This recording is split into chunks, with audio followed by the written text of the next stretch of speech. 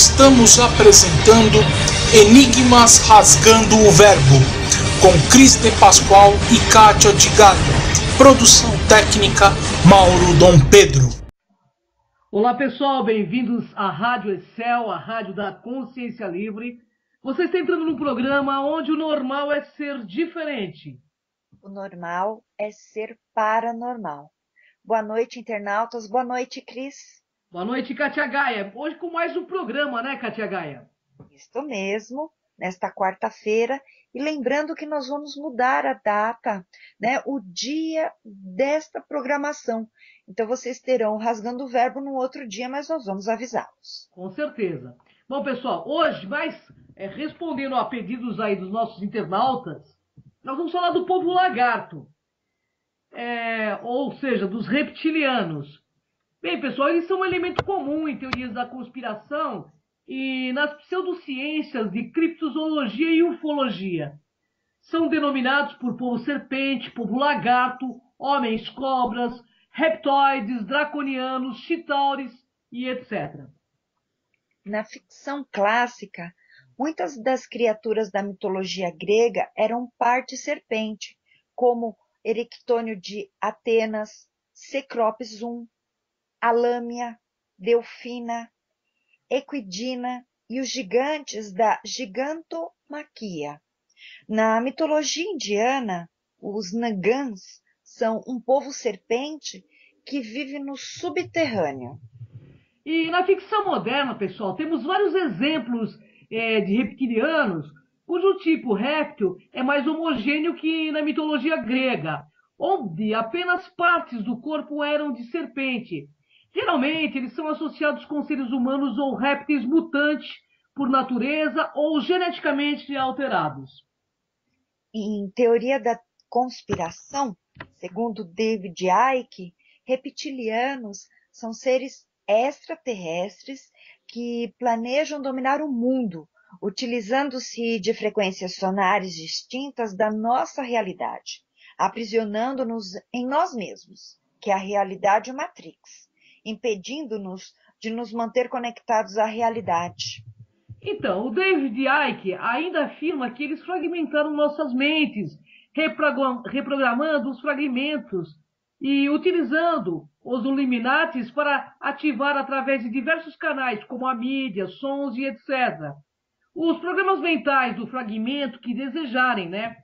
E a fim de levarem a cabo uma agenda mundial.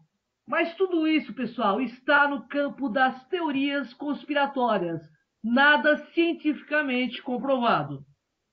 O fato é que não sabemos se tudo o que David Icke fala é ficção ou realidade, porque não existem provas científicas que comprovem esta teoria, a não ser relatos de um feiticeiro chamado Credo Mútua, da tribo Zulu e de algumas outras tribos. Então, neste programa, nós vamos tentar conhecer um pouco do povo lagarto por meio das tribos africanas, indianas e outras mais.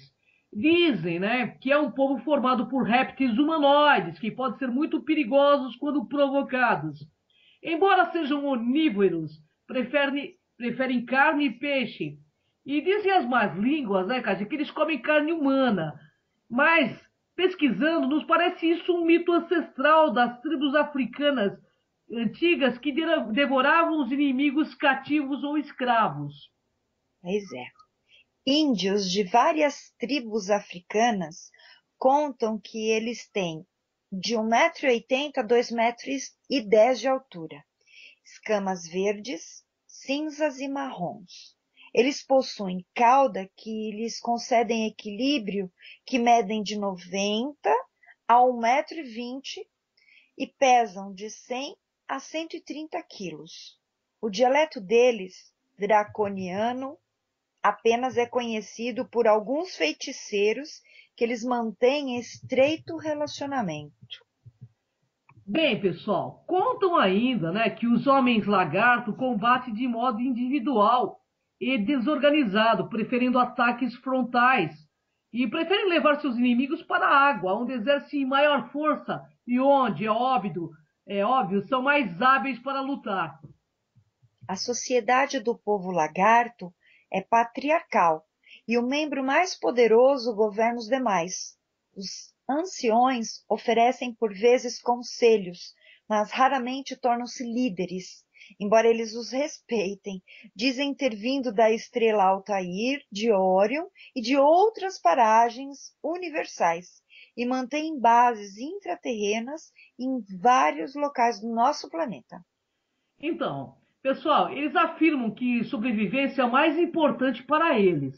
São extremamente sensorialistas e, se ameaçados ou famintos, viajarão a distâncias incríveis e cometerão atos consideráveis contra outras raças humanoides para assegurar a continuidade da espécie. Bem, até que parece como nós humanos, não é mesmo, Katia Gaia? Com É, exceção da condição física, nos parece animais emocionais iguaizinhos à nossa raça, né? não tem muito o que mudar aí. É verdade. As suas bases são em pântanos, em cavernas subaquáticas, com suprimento de ar e nunca forjam alianças externas ou extremas. Eles amam peixe. Seus filhos são sempre treinados para a guerra. A divindade maior do povo lagarto é Semuanya, um naga, um dragão master. Ó, Semuanya. É assim que eles falam, certinho. Semuyanya. Pesquisem. É isso aí. Bem, nessa pesquisa, vimos diversas possibilidades da presença reptiliana entre a raça humana, que nos faz pensar que os Anunnakis dos tablets sumerianos não são os mesmos povos que os homens lagartos, apesar de sabermos que pode existir uma conexão genética entre eles por conta dos Carians. Juntando as evidências e opiniões que temos, averiguando, percebemos que os Anunnakis não são uma raça de espécie genética reptiliana, mas podem sim ter genes deles, assim como a raça humana possui. Só olhar para o nosso subcérebro reptiliano. Há pouco tempo, o Dr. Arthur David Horn, um ex-professor de antropologia biológica da Universidade Estadual do Colorado, em Fort Collins, acreditava enfaticamente na versão darwinista da evolução humana, o desenvolvimento lento da espécie humana via princípio da sobrevivência dos mais adaptados. Mas, puramente sob o peso da evidência e de sua própria pesquisa, ele está agora convencido que a humanidade foi semeada por extraterrestres e que uma raça reptiliana controlou o planeta por milhares de anos e continua a fazer isso hoje em dia. A pesquisa do Dr. Horn está detalhada no seu excelente livro Origens Extraterrestre da Humanidade, na qual ele sugere que Anunnaki são uma raça de origem humanoide reptiliana. O famoso astrofísico britânico Fred Hoyle disse em uma conferência da imprensa em Londres, lá pelos anos de 71, que o mundo era controlado por uma força que podia se manifestar de muitas formas. Eles estão em toda parte, ele disse aos jornalistas estupefados, no céu, no mar e na terra. Ele disse que eles controlavam a humanidade através da mente. Sabemos que isso soa meio bizarro, mas no livro O Maior Segredo, ele tem muitas evidências disso. Bom, pessoal, o fato é que existiram outras raças extraterrestres espalhadas na Terra. E ainda existem, assim como a raça extraterrestre que os sumérios chamavam de Anunnaki, e outros textos antigos chamavam de raça da serpente, este povo lagarto. Pode até ser, né, que de alguma das outras raças que foram para a guerra contra os Anunnakis, que os textos antigos registram, chamada Guerra dos Deuses, que aconteceu em todo o planeta Terra, incluíam alguns conflitos entre diferentes raças extraterrestres, assim como aquelas descritas nas tábuas sumerianas e no Mahabharata, que aparentemente envolve facções Anunnakis, Nagas, brigando entre si. Existe hoje muitos registros modernos de pessoas que dizem ter visto pessoas tipo humanoides, cujas peles e faces parecem lagartos e sapos, com grandes olhos protuberantes. Jason Bishop, o investigador do fenômeno UFO, diz que os reptilianos são, na maioria, bem mais altos que os humanos e têm sangue frio como os répteis da Terra. Ele afirma também que eles aparentam ser muito menos sensíveis emocionalmente do que nós humanos. E a maioria tem grande dificuldade de expressar amor, apesar de eles serem extremamente inteligentes e terem uma tecnologia muito avançada. Mas, um adendo aqui, Katia Gaia.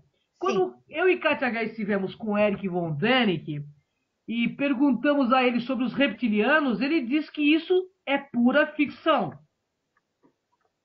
É verdade, eu sou testemunha. Diz os pesquisadores que as atitudes e o comportamento da Irmandade Reptiliana é que controla o mundo hoje. A descrição moderna dos reptilianos casa com as descrições de muitos deuses do mundo antigo em textos que sobreviveram e nas lendas. A cultura Ubaide existiu entre 5.000 e 4.000 anos antes de Cristo, inclusive antes da Suméria, onde agora é o Iraque, e os figurinos de seus deuses são claramente representações de humanoides em forma de répteis e lagartos. Ao olhar para um livro onde consta a figura de um Ubaide lagarto segurando um bebê lagartinho, em uma parte da pintura percebemos que as culturas Ubaide e Suméria emergiram para toda esta história, e os figurinos Ubaides mostram fisicamente as descrições dos deuses que dominaram muitas sociedades antigas, ou seja, homens lagartos. Pois é, Katia Gaia, as culturas centro-americanas tiveram um deus, a serpente alada, Quetzalcoatl.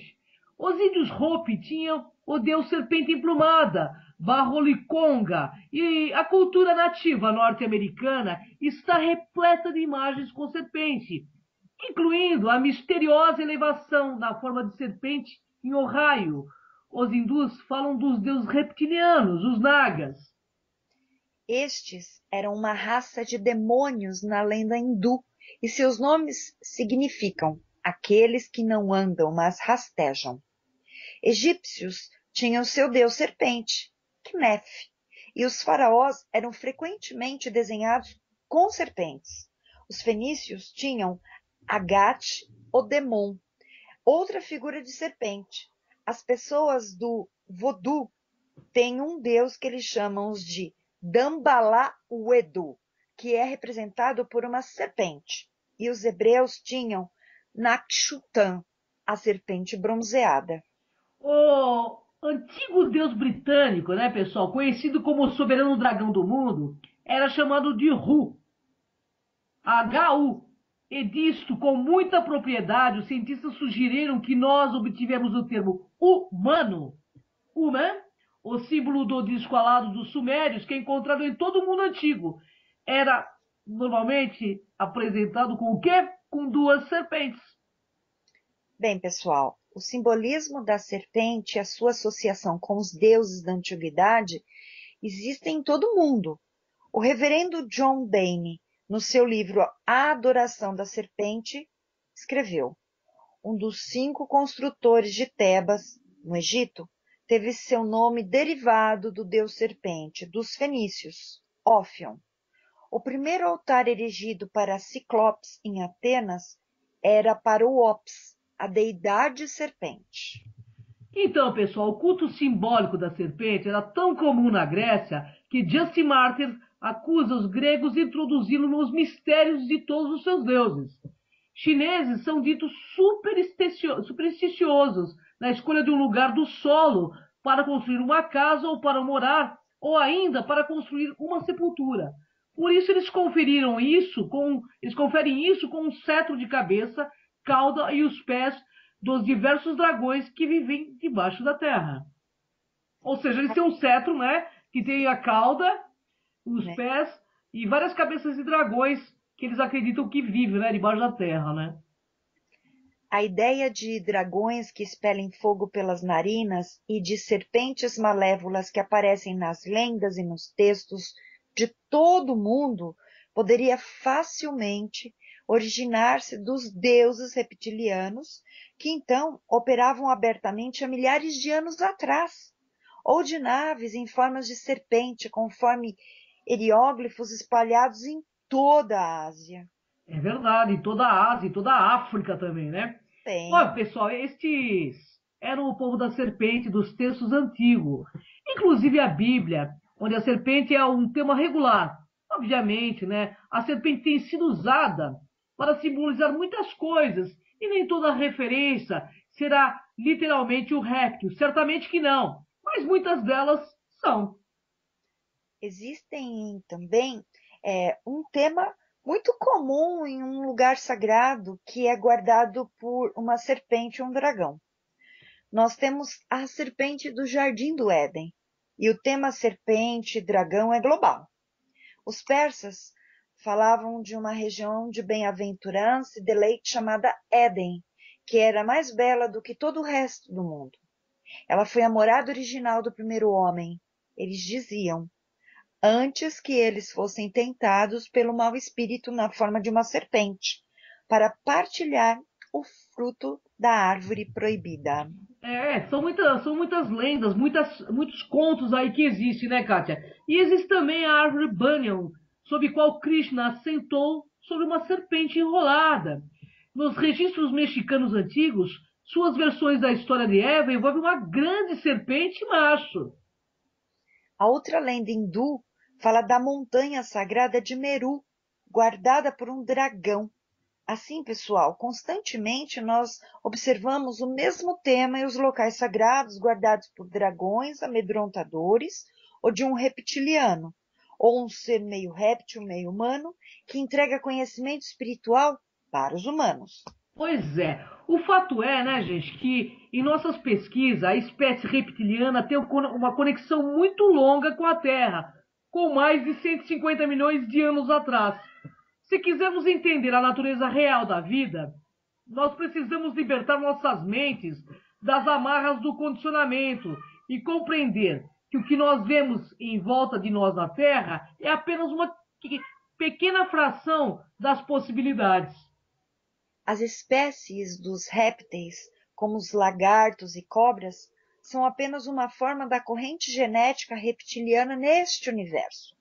Apesar dos dinossauros não serem todos répteis de sangue frio, como a pesquisa moderna mostrou, os répteis e os dinossauros estão fortemente relacionados pela aparência física e ambos têm produzido uma variedade espantosa de formas diferentes. É verdade. Os dinossauros manifestaram-se de todas as formas, desde criaturas aladas, grandes e pequenas, até o Tiranossauro Rex de 8 toneladas. Vocês vão perguntar, queremos com isso dizer que a corrente genética réptil-dinossauro pode produzir tal diversidade. Não pode manifestar uma forma com 2 pés e 2 braços, como a capacidade cerebral, através do qual uma consciência tecnicamente avançada poderia operar? Será que pode ou não pode? Bem, mais recentemente, a paleontologia revelou que muitos deles eram muito inteligentes há centenas de milhões de anos atrás. Os sauronitioides, assim chamado devido à sua semelhança com um réptil tipo pássaro, tinham um cérebro grande, olhos bem espaçados que davam a eles uma visão estereoscópica e dedos com polegares opostos que os permitiam pegar e comer pequenos mamíferos, que nos faz lembrar da paterna raça dos Carians, que é a criadora dos répteis alados. Então, os estudos sugerem que se os dinossauros não tivessem sido eliminados por um cataclisma aproximadamente há 60 milhões de anos atrás, eles teriam evoluído por uma espécie humanoide reptiliana atualmente. Dave Russell, paleontologista sênior da Northern California University, foi inquirido pela Agência Espacial dos Estados Unidos, da NASA, para produzir um relatório sobre o que a vida extraterrestre poderia se assemelhar, caso eles tivessem evoluído. Ele fez evoluir o dinossauro Trodon, acompanhando as mudanças genéticas naturais esperadas após milhões de anos, e criou um modelo de um ser que ele chamou de dinossauroide. Este tinha uma notável semelhança com um humanoide reptiliano e era idêntico àqueles descritos pelas pessoas que dizem ter visto extraterrestres reptilianos. Pois é, quem pode dizer que esse salto evolutivo dos dinossauros clássicos para humanoides reptilianos não tenha acontecido em outra dimensão ou em outro planeta físico, e talvez na Terra, antes dos dinossauros serem eliminados? Na realidade, pessoal, será que todos eles foram eliminados? A moderna paleontologia, ou seja, o estudo dos fósseis, agora sugere que nem todos os dinossauros foram mortos pelos impactos de meteoritos há 65 milhões de anos atrás, e que alguns continuam a viver ainda hoje. Mais e mais evidências estão emergindo mostrando que os dinossauros são parentes genéticos dos pássaros. E enquanto os corpos da maioria dos dinossauros podem ter sido destruídos, suas consciências poderiam ter sobrevivido porque consciência é energia, e energia é indestrutível. Ela pode apenas ser transmutada para uma forma diferente.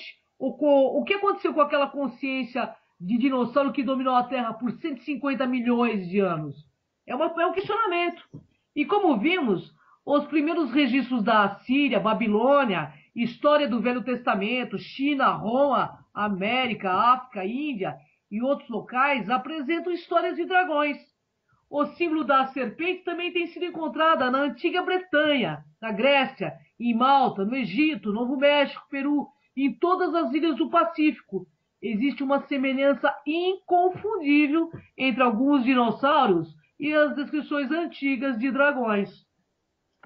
Várias espécies de pequenos lagartos indomalaios com asas com membranas parecem tanto com dragões que eles foram chamados de Draco, devido à constelação estelar da qual diz que a hierarquia reptiliana se originou. Mas interessante ainda é o lagarto encouraçado chamado Moloch horridus, que também tem uma aparência semelhante a dragão. Moloch é uma deidade antiga para a qual as crianças eram sacrificadas milhares de anos atrás e que ainda hoje o são na vasta rede de rituais satânicos. Pesquisadores das conspirações reptilianas concluem que, pelo menos, alguns se originam da constelação estrelar de Draco. E o sistema Draco inclui a estrela Turban, antigamente chamada de Estrela Norte, pela qual as pirâmides egípcias são orientadas. De acordo com a pesquisa do autor Graham Hancock, o antigo complexo de templos em Angkor, no Camboja, é uma réplica da constelação de Draco, como ela era em 10.500 a.C. Esta é a época quando a Terra, humanos e extraterrestres estariam se recuperando do cataclisma de 11.000 a.C. e reconstruindo suas civilizações. Pois é, pessoal. Interessante, né? Porque a pesquisa mostra que tem muitas evidências da existência deles, né? Então, pessoal, vemos por todo o planeta, encontramos as lendas e contos antigos de deuses de outro mundo que cruzaram com a humanidade para criar uma rede de descendentes híbridos. O Velho Testamento, por exemplo, fala sobre os filhos de Deus que cruzaram com as filhas dos homens para criar uma raça híbrida, chamada de Nephilims.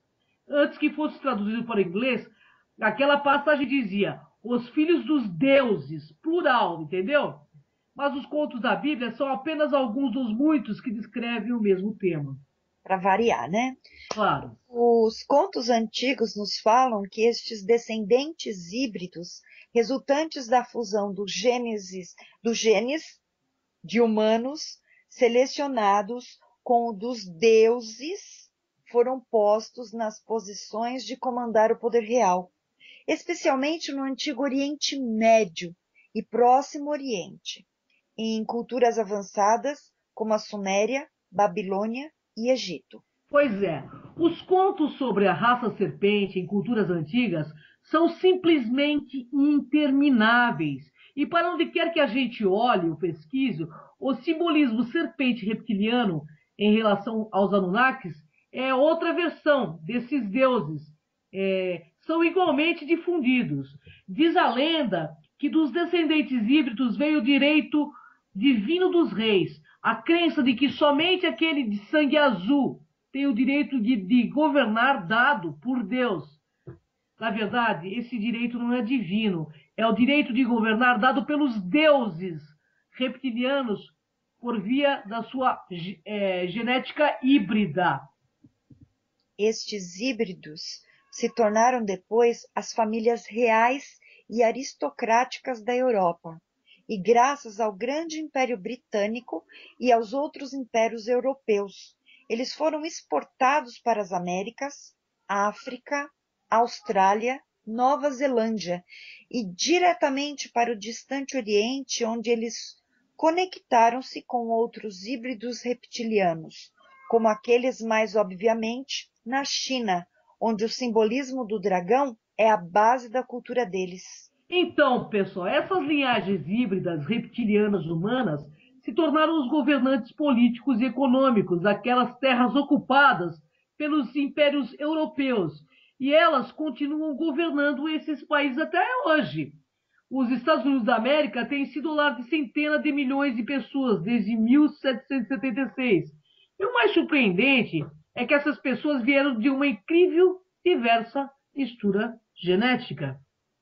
E, contudo, os 42 homens que se tornaram presidentes dos Estados Unidos são todos interligados por uma linhagem sanguínea real.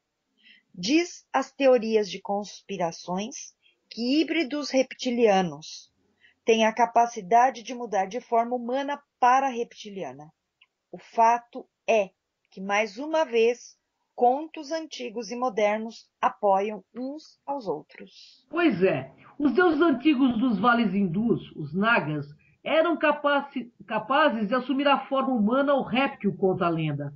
O simbolismo reptiliano que vemos ao nosso redor, cheio de gárgulas, em brasões, em propaganda e assim por diante, é uma evidência bem grande, sabe, da presença deles.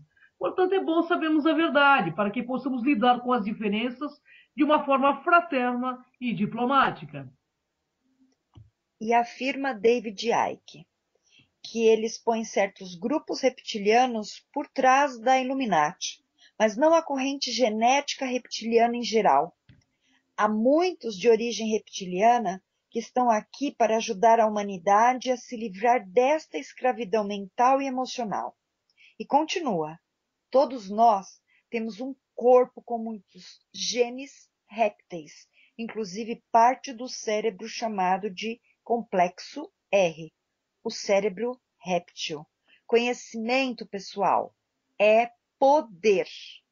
Não acreditem em tudo. Faça como nós, pesquisem, questionem sempre, porque é o questionamento que mudará o mundo, né, Cris? Com certeza, né, Katia Gai? E outra coisa também, né? Quem somos nós para julgar os reptilianos, né? Sendo que nós ainda temos muitos matadouros e temos uma diferença, uma classe social muito miserável, né, no nosso mundo ainda. Então, eu acho que pode sim ter um ponto de verdade em tudo isso, mas eu acho que nós estamos muito projetados com essa questão reptiliana também, né? E uma coisa muito importante, Cris, é que nós temos um padrão, né? Nós rotulamos bem ou mal. Então, para a gente não é importante se é bom ou não, porque eles estão dentro de uma outra ética cósmica. E essa ética cósmica, ela não vai falar de bonzinho ou malzinho. Nós precisamos pensar que existem sim e que nós estamos aqui, dispostos. Se eles estiverem próximos, se acontecer, gente, todo mundo quer ver extraterrestre, seja que raça for, vamos nos colocar. É verdade, eu acho que no momento, né, na realidade, é estarmos despertos, né? Sabendo que seres evoluídos não querem seguidores, seres evoluídos não são personalistas, seres evoluídos não enviam mensagem para que as pessoas tenham medo, né? Então a gente abrir os olhos e ser realmente fraterno e sem julgar, né? Eu acho que cada um está numa frequência de onda e eu tenho certeza que existem reptilianos que também são seres mais evoluídos, assim como seres da raça humana. Nem todo mundo da raça humana está num nível e num padrão extremamente negativo. Existem pessoas em todo o universo com essa diferença de conhecimento, de ignorância também, né? Porque na realidade as pessoas que fazem o mal, elas o fazem ainda porque são ignorantes, porque estamos aí todos presos numa roda kármica. É mais vantagem fazer o bem, né? É mais inteligente também, né? Porque o bem faz bem e o mal faz mal, né, Kátia Gaia?